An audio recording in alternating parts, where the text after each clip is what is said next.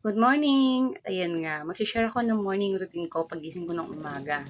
Siyempre, lahat naman tayo mapapayag, ganyan ang ginagawa, yung naghihilamos, di ba? At dahil kinasanayan ko na rin din talaga, kasi pag hindi ako nakapaghilamos sa umaga, na pinagpawisan na agad ako, nanghangati ako mga mima, tas nagkakaroon ako ng pandal-pandal sa mukha, sa leeg.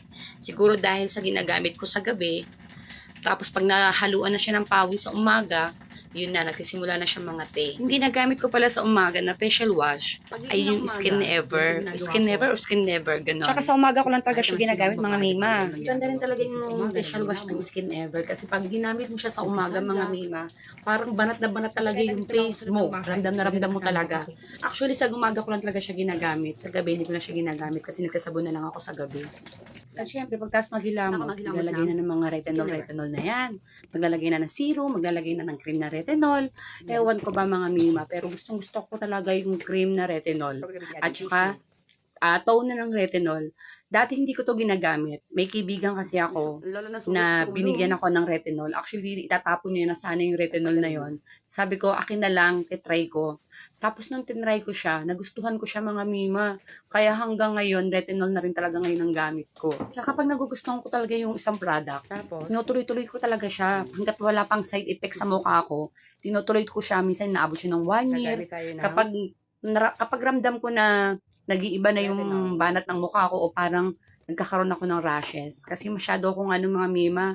Ewan ko ba, masyadong maarte tong Pestlock na to.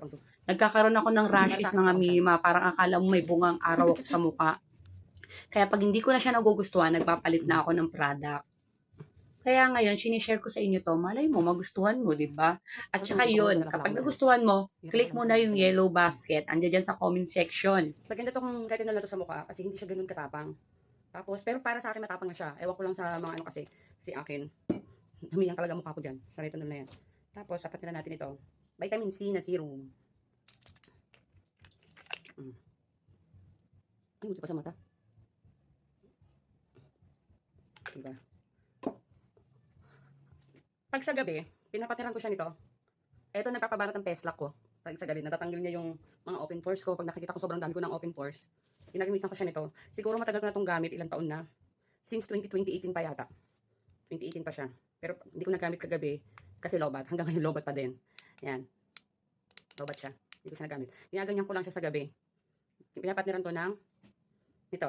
Napatiran ko nito. And then, pagka sa atin mag-serum, patutuyuin lang siya. Fast forward.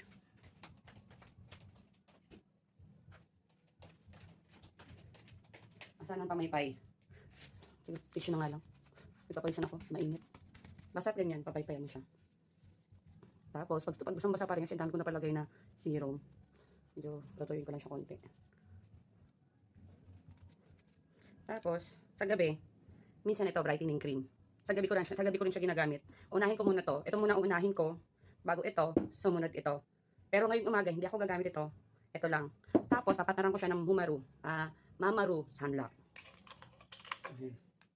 Ito, matagal ko na rin to gamit. Siguro mga 2 years na.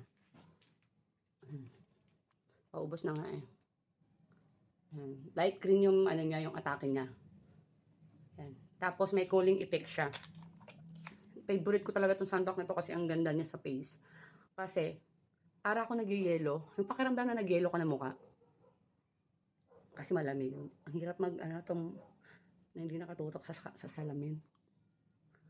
Parang nahihilo ko sa camera kasi sumusunod yung ikot ng ayan. Glass skin na siya. Glass skin kasi may pawis. Basta patutuyuin ko lang siya dyan kahit pawis. Kasi pawis ako eh. Pero mamaya tuyo na yan kasi